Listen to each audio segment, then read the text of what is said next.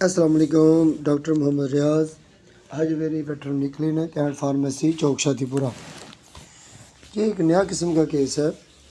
ये अभी यानी कि हमें फ़ोन आया था तकरीबन कोई 1 घंटा पहले। भाई कह रहे थे कि ये हमारी भैंस है, ये कभी उठ रही है, कभी बैठ रही है, कभी लेट रही है, कभी ये अपनी चारों टांगों को एक साइड पे कर कर अपना सर जो है ज़मीन के यानी कि ऊपर मार रही है।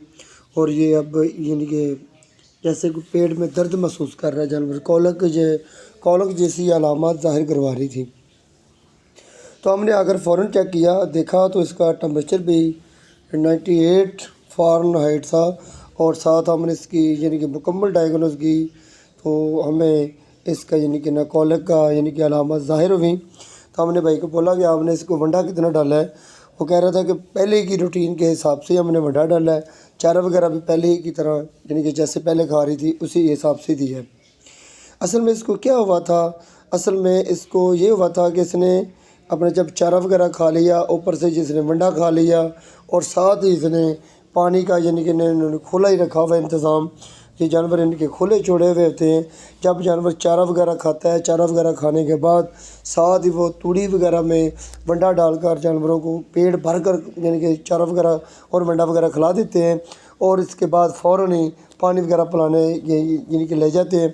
जब जानवर पानी पीता है तो जब पानी पीता है जानवर का पहले ही पेट जो काफ़ी भरा हुआ होता है और पेट में काफ़ी हद तक खुश्की पैदा होती है। गर्मी की वजह से जानवर को अक्सर पानी की तलब तो होती है, लेकिन जब पानी पीता है तो जानवर जो है पेट में यानी कि इसके मैदे के डायफ्राम उसमें तंगी आ जाती है। उस तंगी की वजह से जानवर जुगाली के लिए खुराक को चलाने की कोशिश करता है, लेकिन खुराक चलती नहीं, जिसकी वजह से जानवर को कॉलक जैसी अलामत ज़ाहिर होना शुरू हो जाती हैं और सांस भी तेज़ तेज़ लेना शुरू कर देता है। अपने नथनों से सांस यानी कि लेना शुरू कर देता है और ज़ुबान भी कभी कभी बाहर निकालता है और पेट फूला हुआ महसूस कराता है। ये क्या होता है, जब जानवर के स्टोमक में ज़्यादा खुराक भर जाए, ज़्यादा खुराक खाने के बाद पानी ऊपर से पी लिया जाए तो मज़ीद जब स्टोमक का मैदे का डायफ्राम और साथ लॉन्ग्स और फेफड़ों और जो हार्ट का यानी कि डायफ्राम होता है उसमें तंगी आ जाती है, जिससे इसको हार्ट दिल की जो दर्द पेन होती है वो भी जानवर को साथ होना शुरू हो जाती है। इसके साथ साथ लॉन्ग्स में जब स्टोमक भर जाता है तो लॉन्ग्स में भी काफ़ी हद तक जानवर को दबाव की वजह से इसकी सांस में तंगी आ जाती है, सांस गहरे गहरे जानवर तेज़ तेज़ लेना शुरू कर देता है। इसके बाद जब जानवर बैठता है, उठता है, लेटता है तो पेट में दर्द की वजह से जानवर का अक्सर स्टमक जो होता है रैप्चर होने का बहुत ज़्यादा ख़तरा होता है। ये भैंस देखो, ये कभी अपनी दम ऊपर कर रही है, कभी नीचे कर रही है, कभी चूरन कर रही है, लेकिन ये गोबर नहीं कर रही। ये आवाज़ार है, जैसे तलखी जैसी अलामात महसूस कर रही हैं, इसको सुकून नहीं हो रहा, ये दर्द की अलामात महसूस कर रही। कभी ये अपना सर एक साइड पे करती है, कभी उस साइड पे करती है। बाकी जैसे देखें बाकी और भी जानवर खड़े हुए हैं, लेकिन वो किसी किस्म का यानी कि वो ऐसी हरकत नहीं कर रही जैसे कि ये तलखी कर रही, इससे सही तरीके से खड़ा भी नहीं हुआ जा रहा। तो हमने आकर फ़ौरन तौर पर इसको इंजेक्शन दिया, फ्लोडेक्स मैग्लोमीन का 15 ml इंजेक्शन दिया और साथ हमने विटामिन B1 B2 B6 12 इसको हमने 20 ml दिया, बी कम्प्लेक्स 20 ml दिया और साथ में हमने हल्का सा एंटीबायोटिक इसलिए दिया शायद इसको ज़मीनी इन्फेक्शन का मसला ना साथ बन जाए। हमने इसको ऑक्सीडाइट्रासाइक्लिन 20 ml दिया और साथ हमने मीठा सोडा 50 ग्राम, अजवाइन देसी 50 ग्राम और एलवीजेस टॉक्सिन बैंडरी ईस्ट वगैरह का यूज़ किया। ईस्ट हमने 30 ग्राम, टॉक्सिन बैंडरी 50 ग्राम, एलवीजेस हमने 100 ग्राम, आधा किलो गुड़ में मिलाकर इसको खिलाने के बाद ये जानवर फौरी तौर पर जुगाली करने लग गया और चारा भी साथ खाने लग गया।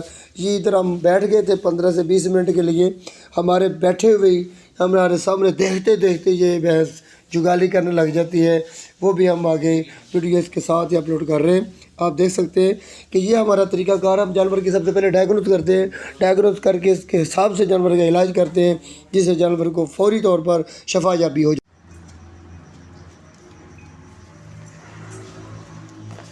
ये देखो 2-4 मिनट की वीडियो बनाओ जरा की कर दूँगा ज़रा।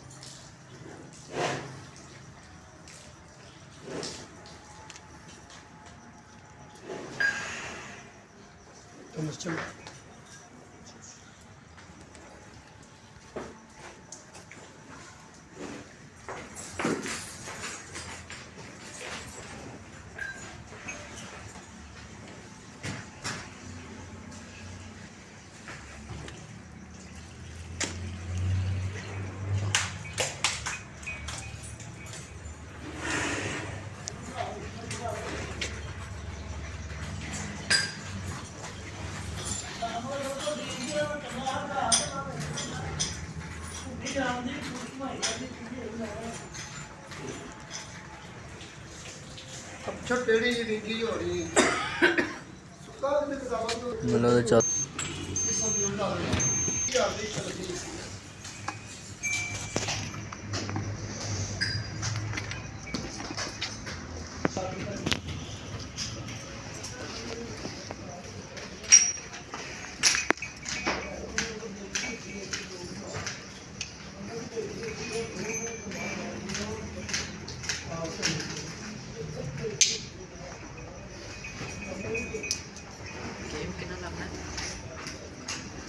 ਕੀ ਪੀਸ ਕੀ ਮਤਲਬ ਆ ਗਿਆ ਤੇ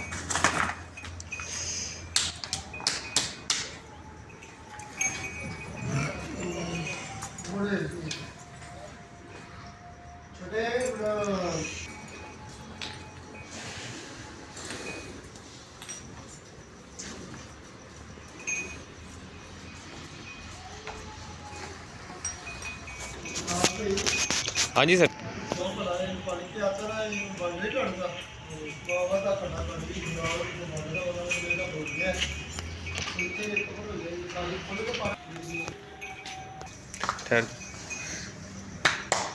ਇਹ ਤੂੰ ਇੱਧਰ ਬੜਾ ਗੱਡੀ ਚੋਂ ਇਹ ਲਿਆ